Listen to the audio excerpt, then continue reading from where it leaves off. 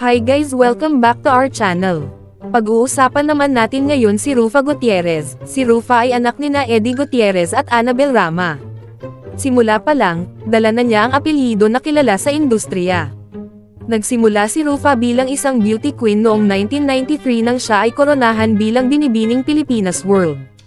Ito ang naging unang hakbang niya patungo sa industriya ng showbiz. Mula rito, naging regular siya sa iba't ibang TV shows at pelikula. Isa siyang mahusay na artista na may mga natamong parangal sa kanyang karera. Ngayon nga isang freelancer si Rufa at simula nung nawalan ng franchise ang ABS-CBN, si Rufa ay lumipat ng All TV at madaming mga tagahanga ng ABS-CBN ang sinasabi na dapat di na daw pabalikan si Rufa sa ABS-CBN, dahil daw umano sa pagsali niya sa channel na All TV na pagmamay-ari ni Villar. Matapos masuspend ang kanyang talk show sa All TV, sinabi ng dating beauty queen at aktres na si Rufa Gutierrez na walang isyu sa pagitan nila ng media giant na ABS-CBN. Kasama nga si Rufa sa bagong teleserye ng Love Team na Don Bell na ang title ay Can't Buy Me Love at sinabi ni Rufa sa interview na wala siyang isyu sa ABS-CBN. Ang sabi ni Rufa, "I have a good relationship with ABS-CBN.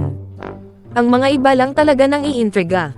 I'm also a freelancer kaya maraming salamat na nabigyan ako ng opportunity to be a part of Can't Buy Me Love." Nabanggit din niya na bukod sa kanya, naging mabuti rin ang nasabing TV network sa kanyang pamilya, lalo na sa kanyang kapatid na si Richard Gutierrez na patuloy pa ring nabibigyan ng mga proyekto. Nabanggit din ng dating beauty queen na kahit nagkaroon ng shutdown ang ABS-CBN noong 2020 ay patuloy pa ring namamayagpag. Ang sabi ni Rufa, "After the shutdown, we are all still together. We are able to survive and we're doing very, very well."